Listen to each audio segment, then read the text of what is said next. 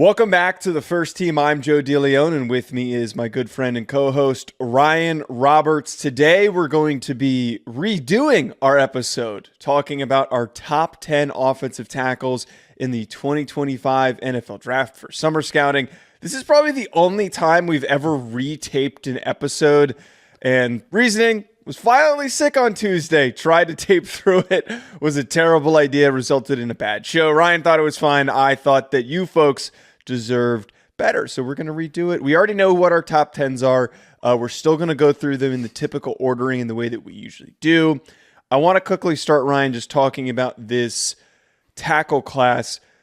It has been very shaky, but I don't think it's as bad as you might have perceived it. You were one of the things that you said when we taped this on Tuesday is that you are really not very high on a number of guys. You don't think the class has like a ton of good depth. I agree with that. It's nowhere near last year's class that we saw in 2024, but there's some quality players. I think that there's a good shot that we end up with 6, maybe 7 or more decent starting guys or better in the NFL with this tackle group.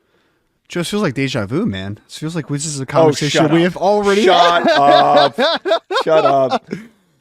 Look, man, and this is how I kind of phrased it when we tried this the first time.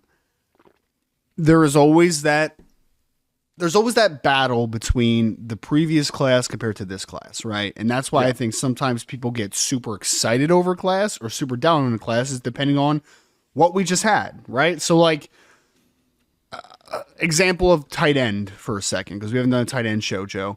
I am much higher in this tight end class than it was last year, but we need to be understanding of where the class does stack up in a vacuum, right? We're not comparing it from one class to another. Is this a good class? Is this a bad class? Is it somewhere in between? I would say that this is a below average offensive tackle class is how I would phrase it. This isn't the worst offensive tackle class that I've ever evaluated. It is not. But is it nearly as good as last year? No. Is it bad? No. Also no. I think that there's middle ground to this conversation, right? I will say this, though, from the positive light of this class.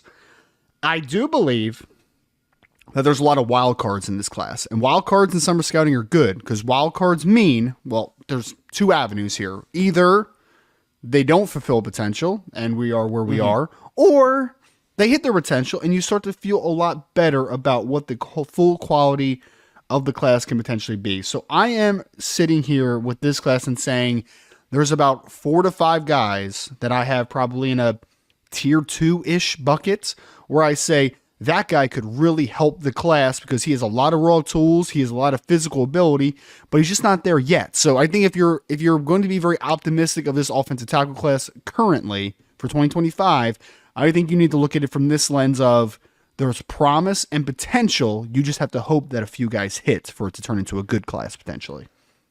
It's definitely not as bad. And the one class that I always think of when we talk bad tackle class is the year with Garrett Bowles, where I want to say Garrett Bowles was OT1 or he was one of the earliest ones taken. And he was one of the top. He was one of the top, yeah.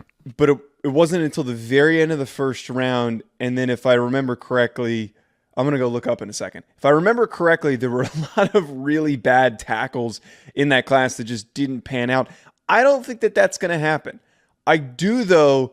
I think there's a huge, very visible cap.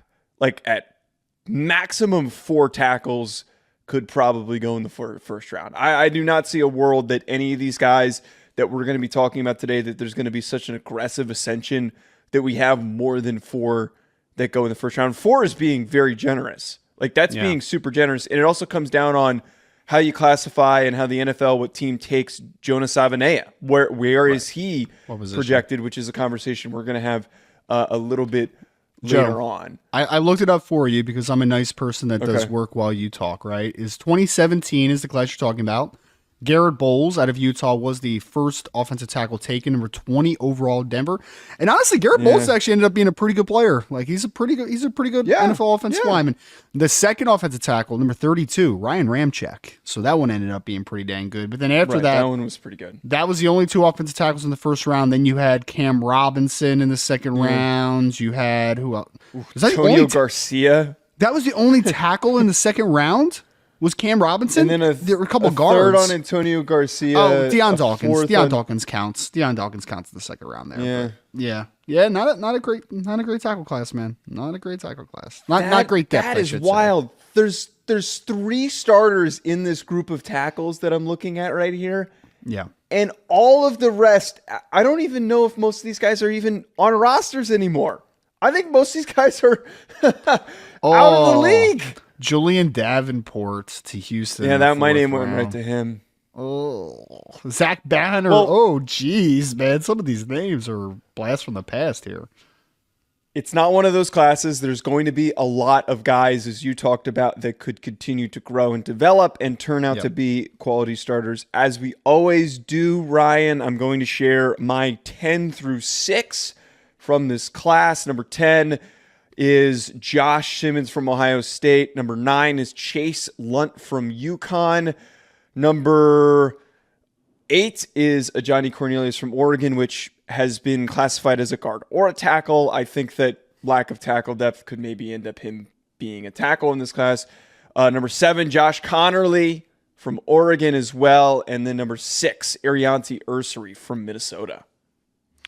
So can we start with Josh Simmons for a second? Because we talked about it before. He's number 11 for me, so he just missed the list. But he is, for people that don't have background, Ohio State offensive lineman, 1-year starter at Ohio State, but he was previously at San Diego State where he was a starter there, was a big portal pickup for them last year. I feel like we have pretty similar opinions on him, Joe, but I do think that he is one of the guys that I would classify in this class as far as being a guy that could rise because there are building blocks to work with. Yeah, Simmons, for me, I saw the tools enough for him to be a guy I'd be willing to take, and I think could last and stick as a average to below average starter, which sounds me being like critical of him, but there's a lot of, we look at the NFL, there's a lot of tackles in the league that are below average starters that stick and also get multiple contracts. Some teams just kind of need bodies. The Giants are a really good example of this past free agency. They just threw a bunch of money at guys that were average to below average starters, hoping one of them could be average and they can have some consistency because they've lacked consistency. But I think with Simmons, I think he moved pretty well. I thought that he had good leg drive and mobility in the run game, but not like a ton of displacement power. The one thing that irked me with him while I was on the lower side compared to others, I just felt like he had really not very good balance in pass protection, like was super lungy, was one of those guys who buried his head a good bit and was just off balance and led him to miss reps. His hands also were a bit inconsistent. So just some inconsistencies for a player that has been playing for a good bit and was also experienced in going up against some pretty stellar Big Ten defensive linemen. I do wonder if he does end up like Donovan Jackson for me, where there is an improvement because second year in the Big Ten, more reps. He decided to go back to school and just more time being around the sport, adding more weight, adding more strength is just going to help him because he's been around more. I think the strength is the key there. I think, when you're talking about a nutrition program and a strength and conditioning program for a San Diego State, which is a group of 5 team, and a power 4 team like Ohio State, it's worlds of difference, right? Yeah. It really is. And we'll talk about that with a guy that's going to be on my list as far as the enhancement when you talk about what he's pumping into his body every single day. But the biggest thing that I want to see of Josh Simmons was, one, let's get stronger. And I think that's probably been a point of emphasis this offseason. He is a naturally talented mover, though. He's got good lateral mobility. You mentioned the lunging, Joe. He does lunge, but I would argue that it's not lunging because he's inflexible. Like, I do think he has flexibility. I think it's just more of a overcompensation right now of just that he just doesn't have displacement power. Like, he can't play outside of his frame comfortably because he just lacks that power to be able to uncork guys with his initial hand placement and that type of stuff, right? So I think as he gets stronger, those things will be remedied. I think the game is also moving a little bit fast for him. I will say this, though, in the positives, right, is when I watch film of the 3 games that I usually watch, at least for summer scouting purposes, I like to space it out of 1 game early in the season, 1 game in the middle, and 1 game at the end, because then you can kind of see, right, because then you can see how much is this guy improving. And I think that's especially important for a kid like Simmons, who is jumping from San Diego State to Ohio State and playing those Big Ten defensive linemen, is that you want to see Was game 12 better than game 1? Was even game 7 better than game 2? Like, you want to see that ascension as far as getting more comfortable and the game starting to slow down, which I think you did see from Simmons this past year. All right, who do you have for your 10 through 6? 10 through 6. So number 10, I have Charles Grant, offensive tackle out of William & Mary, a little bit of a smaller undermanned player, but 35-inch arm, 6'4", plus. A lot of tools. Chase Lunt from UConn is a kid that I like quite a bit at number 9. We have number 8, Emory Jones from LSU, who I know you graded as a guard. Then I have Wyatt Millum from West Virginia at number 7. And Anthony Belton, offensive tackle from NC State, all 6'5" plus, 348 pounds of them at number 6. I'm going to wait to get to Belton in a second. Yes. Two guys that I want to quickly mention.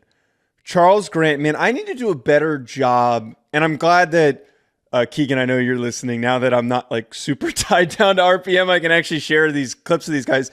But Charles Grant was one of these players for me that I would have been screaming from the rooftops if I was still just a pure independent scouter at the time last year. And you had asked me to watch him for RPM. Welcome. You had gave me a nice long list. You're welcome. Well, you're welcome for me coming back and saying, hey, this kid is ridiculously talented.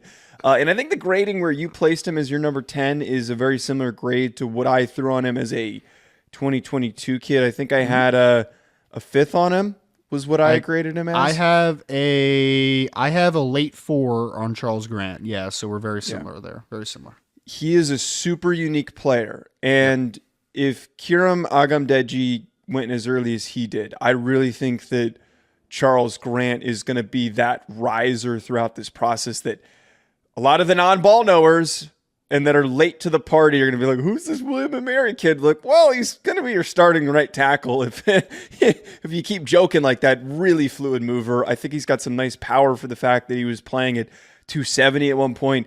If he's 290, like you've told me, I mean, this kid is so gifted. I was told by a scout, and I was also told by a assistant coach for William & Mary that he was in the 290s this spring, which is a great sign. Joe, he has it for him to put it on, but anytime they were talking about a kid that's played between 280 and 290 the last like 2 years, there is that conversation of like, does he have a hard time keeping weight on? I don't know the answer to that, right? Because then we're dealing with the simple fact of like the nutrition side of things. William & Mary's nutrition program, all due respect, is not going to be what like Josh Simmons is getting at Ohio State, for instance, right? Or some of these other guys are getting at a major Power 4 school at this point. So if he is able to put on the weight, which is always the question mark, I think he's got the goods, man. I think he's got the goods where he could also play, especially in a heavy like inside zone system. He could be a guard too if you wanted him to with his movement skills. There is no doubt in my mind.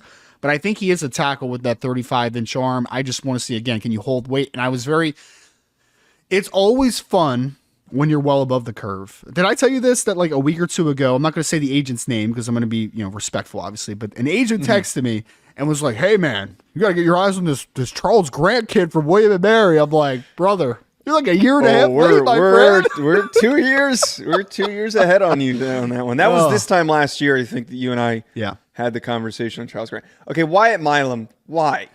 I have a late 5th, early 6th on him. I was so unimpressed by him. I have an early 4. on him. I think that this kid is, and how it equates, because we're always going to throw out like the thirds, fourths. So an early 4 is in my grading scale is a kid that has traits to be a future starter, but should not start for 2 to 3 years, right? So we're talking about a kid that does need time. Like this is not a day one starting offensive tackle in the NFL. Wyatt Milam is a 6'7", 300 plus pounds offensive lineman who I think has appropriate length and movement skills. And I think he is one of the more technically sound offensive linemen in this class. I think that this kid is going to be a swing tackle at worst. If he's a low-end starter eventually, I would not be shocked at all, or maybe even a solid starter eventually. I think that he does a lot right. Is he as spectacular or as flashy as some of these guys? Like when we start talking about Ariante Ursary and Anthony Belton and those types of kids, are the highs as high for Wyatt Milam? No, absolutely not. But I would also argue, though, that the floor might be higher, right? Like he just doesn't lose a ton of reps. So yeah, I like Wyatt Milam for the floor that he brings and the solid overall athletic profile and physical profile he brings as well. BetOnline remains your top spot for all of your live betting action and contests. NFL, college football, UFC, NHL are all in full swing. BetOnline is your number one source for wagering news, odds, trends, and predictions with both desktop and mobile access at any time. Head to BetOnline today and use promo code BELIEVE, that's BLEAV, for 50% off your first deposit. That is a 50% welcome bonus. BetOnline, where the game starts. I was just unimpressed by, big kid, the length is something that you obviously can't coach. But the only aspect that I was unimpressed by wasn't super flexible, and I didn't think that he moved well enough for me to feel good about him lacking that flexibility. The athleticism kind of not scared me, but I think it checks boxes. Made me think. I think it checks boxes. Yeah, I saw backup at best. I don't know if I'd be super excited if he was starting for me, but I get it. He's not that far off. That's how bad this class is, Joe. That OT7 for me is a guy that I project to maybe be a future starter, like year 2, year 3, maybe, and that's a little down the road. He's OT13, and I had Riley Mahlman ahead of him. Which, if I'm going for someone who's got the length and lacks the flexibility, I'd rather go with Riley Mahlman. Riley Mahlman was OT14 for me. OT14. Now look at that. Well, we're not far off on Mahlman. We're both in the same range. No, we're not. Speaking of Wisconsin tackles, my number 5 was Jack Nelson from Wisconsin, who is a pretty big tackle prospect, has the size, pretty filled out frame. I really liked his lower body power and his leg drive as a run blocker. I thought that there were a number of times on reps that good positioning, he gets the right momentum going forward, and he was able to really drive some guys off the football. It's not super consistent. I think he needs to work on that, but there were some reps where I saw the ceiling for him as a run blocker. I really think that he is somebody who isn't as flexible as some of these other top guys that we're talking about, but I believe has just really easy movement skills and a really nice light anchor. That's why I'm up on him. I think he also pretty good upper body strength. This is where I think you and I differ. I think that his just general power was pretty good, why I was willing to put him at 5 where I have him. And I see where he could end up being maybe not a high-end starter. I'm going to be honest here, as we're talking about with this tackle class, not a lot of high-end starters, but I could see him being an average starter in the NFL because he moves so easily and he can keep up with most defensive ends and probably gets his butt kicked when he has to go up against a Myles Garrett or somebody who's in that elite category. I see starter traits with a guy like Jack Nelson. I see starter traits because you mentioned it, Joe. He's got a good frame. He's got room to put on more weights. We obviously do disagree on the power. I think his power is average at best right now, but his movement skills are really good. Lateral movers, he's one of the best in this class. He gets out of his stance. He has good vertical push. There's a lot to like about a Jack Nelson. Here's my 2 biggest drawbacks. One, I think his hands are really bad. Or bad's a little bit hyperbolic. I think his hands are an issue at times for him, both in pass pro and the run game. I think that his aiming points are just a little bit off, a little bit outside the frame. It's just a little ugly. I think there's going to be some holding penalties in Jack Nelson's future. We'll leave it at that, right? But the biggest thing for me was regression I saw last year. 2022, we were talking about this last year. 2022, I slapped the top 150 with a arrow pointing up on Jack Nelson entering the 2023 season. I thought there was a lot of room to work with and a lot of athleticism to work with. 2023 for me was just not nearly as good as 2022. I just did not see it, man. It was just down. And anytime a multi-year starter goes from a plus starter to a average to below average player, it scares me a little bit, right? So I'm in wait and see mode with a guy like a Jack Nelson. I could see Jack Nelson being a top 7 tackle in this class. I could see him being right around 10 or lower. Potentially. There's a wide gap of opinions, I think, on him right now. He could be very good or he could be what he was in 2023. I'm just waiting to see which version we get in 2024. Yeah, I'm still banking on him. Who's your number 5? Number 5 for me is Ariante Ursary, offensive tackle, Minnesota, verified this spring, 6'6", 325 pounds. I've said this before, but he gave me, and I'm not comparing him to this player because this player ended up being a very highly graded player for me. But Talisi Fuanga out of Oregon State last year, who was drafted in the top, number 14 overall, I think, to the New Orleans Saints, right? I think number 14. Mm-hmm. Well, I remember watching Fuanga, who was 6'5" plus, who was 325, 330 pounds. And I remember, Joe, when you look at his body type, you get this assumption about Fuanga, right? Like he's going to be just a downhill, inside zone, just moving dudes. Like he is going to be a very power-centric offensive tackle. And then one of the first reps you see of his outside zone where he's reaching a wide alignment and showcasing that he has incredible lateral ability and some hip flexibility. And you're like, oh, that's different. I had a similar experience with Ariante Ursary. Not quite to the degree of a Fuanga, but to the degree of I'm banking on a top 100 pick right now, right? With Ariante Ursary, and a kid that I think could end up being a top 64 player in this class because at 6'6", 325 pounds, who's a mountain of a man, his movement skills are really nice. I do think that he needs to. Minnesota does him a disservice a little bit because Minnesota runs that heavy RPO system, so there's not a ton of true pass sets. Like you're not seeing them 45 and vertical set a ton. So I think that pass blocking is just going to be a little bit green for him. But the tools are certainly there. He has the general foot quickness. He has the size profile to be good in that regard. But what gets me excited right now is the upside in the run game. Not only does he have power and ability to displace gaps, but he also has really good movement skills. So whether you are a heavy power system or your heavy zone system, I think that he could become a very clear asset in the run game early on. Ariante Ursary, number 5, Minnesota.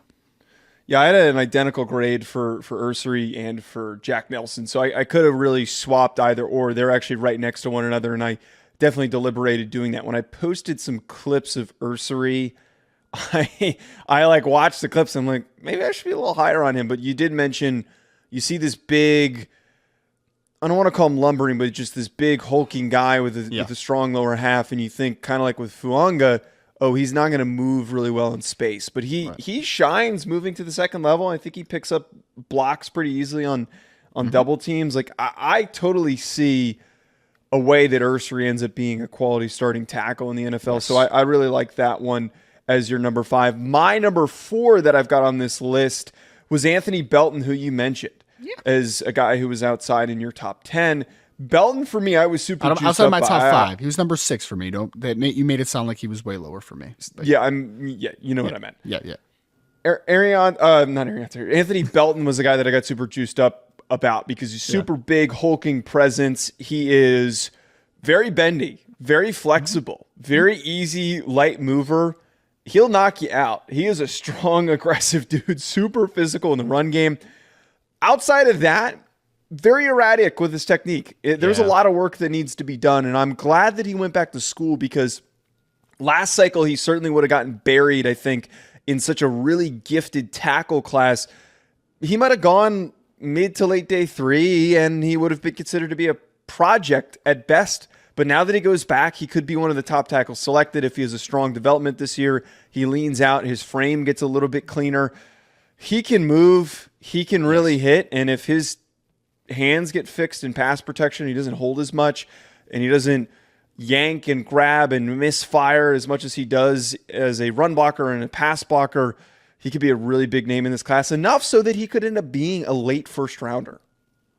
Yeah, I mean, it's certainly possible for him. Like, here's my thing with Belton, why he was number 6 for me. The movement skills take you off guard. He obviously has all the size variables. I just think that he's a little sloppy built right now. I really hope, because like, you don't have to be 348, bro. Like, and that's what he was verified this spring. I need you to be 335. Just trim it down a little bit. You're still massive. You still have that power profile, but I just think that there is just a little bit of bad weight on him right now. And I do think that can affect what I would consider also plus flexibility. I do think he has that flexibility, but I dream of what it could be with a little bit of a tighter frame, right? And if you tighten up that frame a little bit, I think he's got massive upside. I need his hands to play a little bit more inside at times. I think he gets a little bit wide with his outside reach. I think that there's going to be some lapses in pass protection just because of that bad weight on his frame. But man, like, it's all there. Like, he is a Baltimore Ravens starting offensive tackle waiting to happen. Like he is that type of dude. The power profile, the physicality, the length, it's all there. You just need to tighten things up a little bit, which I think he has the talent to do for sure. All right, number 4. Number 4, a guy that I know we talked about last time that you were not a big fan of that I have on the side, but I got Austin Barber from Florida at number 4, Joe. Late third round. Actually, wait. I'm not. It's not that I'm not a big fan of him, but I'm not this much of a big fan of him. I think that this is very bullish. I'm not criticizing you for going for it, but sure. Continue with Austin Barber. Late third round grade for me on Austin Barber. This is my, I don't want to call it a dart throw because that makes it sound very negative. This is my sleeper though in this class right now. 6'7", 315 pounds. This young man has a big frame, has a very well put together frame as well. Not bad weight on that frame. He's got length. He's got foot quickness. I think there's flexibility to work with as well. The thing about Austin Barber, is that he has not played a ton of football. He only started a few games in 2022 off of necessity. Actually ended up making a freshman All-American team, though, based upon the brief amount that he did play. And then sophomore year, redshirt sophomore year, this past year in 2023, he played in, I think, 7 or 8 games, but like he was banged up the whole time, and then he missed a few football games. This is a player that's green. But I do think that there are a lot of building blocks to work with this young man from a size, length, athleticism perspective. This is going to be about reps in 2024. And I think if he has those reps, I think he could develop into one of the better offensive tackles in this class. I think he has upside to work with. This is going to be about maturation in 2024. Okay, so he is OT 11 for me. I have an early 5th on him. I don't dislike Barber, and I see why you like him. Yeah. I understand that he is a very fluid athlete. I see the flexibility. You watch him in his anchor and the length that he plays with. Mm-hmm. There's a way that he's going to win as a starter. You're talking yourself into it, man. Go ahead, do it. I'm not talking myself into him because the power, there needs to be a huge jump with his play strength. Just a huge jump with where he is right now. There's like 6 guys on this list that are in the same boat, though, man. They're all. I don't know about that. I don't know about that. Chase Lunt needs an upgrade in power. Charles Grant needs an upgrade in power. Wyatt Millum needs an upgrade in power a little bit. We have Josh Connerly. Josh Connerly needs an upgrade in power a little bit. Like, there's a bunch of guys that need a little bit of upgrade in pop. Yeah. I saw too much on film, way more than any of the other guys that I have ahead of him that do need to get a little bit stronger. I just saw too many times on film him getting bullied. I saw too many times of his anchor just completely dissolving.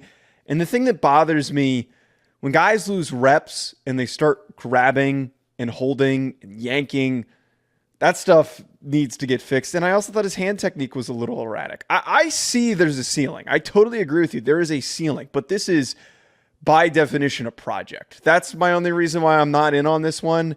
I don't dislike the prospect. I feel that there's certainly talent there. I just right at this moment cannot get in this bucket with you. I just can't. Oh, all right. Well, if you don't get on for the ride now, man, you're gonna miss the train. So I mean, it's your choice. It's your prerogative. My number 3 is Jonas Savanea from Arizona. And my reasoning for this, you have him as an interior offensive lineman. I do. I think when I originally watched him and graded him, I decided for when I have a guy who can move as easily as he can and as easily as a guy like Troy Fautanu can, I'm just going to consider him to be a tackle until he gets moved. Emory Jones does not make my guard list and my tackle list. He's actually a guard for me, and I will explain that reasoning when we do that. He's probably going to be a top 3 guard for me. I think he's just too strong and also not quick enough in long areas for me to consider him to be a tackle. With Savanea, though, if Troy Fautanu gets drafted to play right tackle for the Steelers, I think that there's a really likely chance that whoever takes him and takes him early in the first round is going to talk themselves into it. And it's probably going to be a team that does need the offensive tackle help rather than the guard help. If you can get a guy to play tackle, you might as well see it. Certainly, you'd like to get a guy to play at his highest potential, but we know that the NFL doesn't always make decisions that way. With Savanea, though, really light on his feet for a guy that's 330 pounds. He can freaking move, gets to the second level super easily. Very, very fluid, easy flexibility. And then also great power, man. I thought that he is somebody who can totally anchor really, really well. The only thing that maybe needs a little bit more improvement is just more pop in his hands, a little bit more pop in his upper body to truly displace some guys, which maybe is why he isn't as sexy as an offensive tackle prospect. But still, I feel really good about this kid taking another step forward in this upcoming season. I think he has rare movement skills for a kid that's listed at 6'5", 330 pounds, which is why I'm totally okay with, because I have a difference of opinion with some as far as like where I'm projecting him. I have a difference of opinion slightly with you, I guess, right? But I would be okay with someone drafting him to play tackle and then seeing if you could do it and then failing out of it potentially. Like, I'm fine with that. I just think long term there's just a little bit more upside unlocked inside with the Jonas Sevenea because his movement skills are good for an offensive tackle, but you know what they are on the interior? They're elite level movement skills. So that's just a little slight difference of opinion, but I do like Jonas. I mean, when we talk about our interior offensive line show, you're going to hear how much I love Jonas Sevenea as an offensive line prospect in general. Number 3 for me, Joe, with a early 3rd round grade. Again, how good is this class? I have an early 3rd round grade as my number 3 offensive tackle. Josh Connerly Jr. from Oregon. I feel like I'm a broken record at this point, but he's a kid that has a lot of tools to work with. He has length. He has generally good foot quickness. I think he has underrated pop in his hands. I just think that he is underdeveloped power-wise. I don't think he has a ton of leg drive right now. I don't think he has a ton of pop in his lower body to displace defenders. And I think the game's moving very fast for him right now. But I don't think it's moving fast because he's not a good athlete. I think it's moving fast because he's a 1-year starter at Oregon. I'm very interested to see the jump he takes this year. He is one of the guys on my list that I'm actually most curious to see because, like, you can see the potential. You can see the upside, but he's not there yet. But he could generally be a very big riser in this class, potentially. Here's my thing with Connerly. He, I think, is the epitome of the recruiting industry, where he was very highly recruited and all he's been talked about is he was the best tackle in his class, and now he's just going to continue to rise, and he's going to be one of the top tackles taken. He's going to be a first rounder. I didn't see first round dominant tackle film from Connerly. I saw a guy that has really long arms and that is high floor in his athleticism. I think he very average. I don't think he moves at a ridiculous rate. I don't think his power is anything that's awe-inspiring. I don't think his flexibility is anything that's awe-inspiring. And it's why I'm not criticizing the recruiting industry. They're trying to project guys. Oh, you can. Certainly, I'm almost out of it, so you can do that all you want. Go ahead. Well, I actually have a lot of respect for the recruiting industry. I listen to a lot of recruiting content because it really helps me know who's going to be up next. And I've heard Connerly's name for the past 3 years. I haven't really watched him because I wanted to wait until he was eligible. They want to project guys that are going to make the NFL. So you're going to throw on the board guys that have a higher chance, that have a higher floor, and that are going to contribute at the college level. And that's what he is. He contribute. He played at a really nice clip and was important for Oregon's recent success and will be important for their success this upcoming year. I think he is stuck exactly where he is. I don't think that he goes any higher or any lower. I have a similar grade. I think I've got a 4th on him. Okay. I'm not that far off on you. I just don't think he's going to go up or down any much more. Because where does he like really improve that he goes from being where you have him graded as a 3rd rounder into being possibly a 1st round pick, as some people think he could be? Yeah, I don't think he's going to be a 1st round pick. But again, as an early 3rd rounder, I could see him getting earlier into day 2 because Joe, I think of it this way. Where can you make that rise? I mean, generally speaking, I think I'm a little bit higher on the athleticism, just slightly, right? So that's a little bit of a difference of opinion. But the other thing is, I mean, did you not think that he was a little deficient power-wise last year? I mean, I think that's where you could take a rise. Absolutely, is if he's able to add power to that frame, he's able to keep guys off his chest a little bit more, and he's able to anchor more consistently in the pass game. I think if those things happen, he's just a general riser for sure. So you and I are opposites at 1 and 2. You've got Kelvin Banks 1, Will Campbell 2. I've got Will Campbell 1. You've got Kelvin Banks 2. Let's start with Kelvin Banks from Texas. Dude, I really like Kelvin Banks. I watched him the first time, and at first I was a little put off because I was thinking to myself, hey, this kid little raw. I don't know if Yes. he's as good as he's been advertised. He's been propped up to be this elite tackle prospect. And then the more I watched him, I understood what he was. I understood that what we're getting out of him, which is it's traits. The guy can move. The guy's got some really, really nice power, some really nice leg drive. He just doesn't know where to put his body. He just doesn't know where to go in pass protection and know where to like really refine his anchor so that he doesn't give up any positioning in pass protection and really hone in his hands. But Right. God, I see a world where Kelvin Banks, why you have him as OT1, I see a really easy world where he cleans up those things, as we see a lot of these third-year starting true juniors do in the world of college football, that he ends up being a top 10 pick and ends up being the first tackle selected. I can see all of that happening. I like Kelvin Banks. I just like Will Campbell a little bit more. Yeah, I think Kelvin Banks could very well play himself into being a top 10 to 15 true player, because I mean right now, Joe, I'm betting on trades with the Kelvin Banks. He is graded as a very early second round, is literally the highest second round valuation I possibly can without giving him a first round grade. I think he's on the cusp of a first round grade. I just technically and from a pace, I don't know if pace is the right word, but I just don't think he's as aggressive as he can be in pass protection, especially. I see aggressiveness in the run game, but I just think he's one of those guys that's just kind of always been physically better than most of the people that he's played against. And I think that we see that at Texas in the Big 12 is that he is just a little better than a lot of the guys he's playing. I think that it is a blessing that Kelvin Banks is playing in the SEC this year. He is going to see a lot more bendy, athletic outside rushers that are going to force him to be a little bit more aggressive in his set points and to get to his spot a little bit quicker. Because I think foot quickness, power, pop in his hands, it's all there. It's just about maturation and being a little bit more aggressive, specifically in the passing game.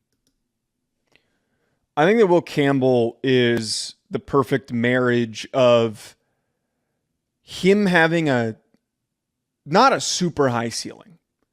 Not him having the best ceiling of a tackle prospect that we've seen, but a first round ceiling, and him being really close to that right now with his floor.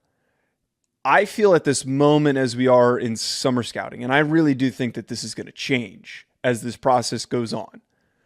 But I think why I currently have him where I do is that I would feel really comfortable if I was an NFL team that was having offensive line issues.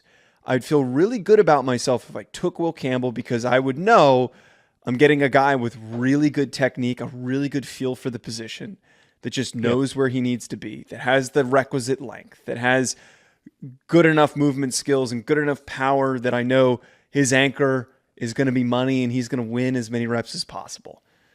I do have some fears with how high he plays at times, and that's fixable. Like, that's not a very big issue. He just feels a guy I could feel super confident in. And that's why I keep him at number one. And I know you've got a little bit different reasoning why you've got number two, but yeah, probably one of the easier evaluations in this class, because I just know what he is and I know what I'm going to get come draft time next April. Yeah, I don't think there's much bust potential with Will Campbell. I would phrase it like this, though.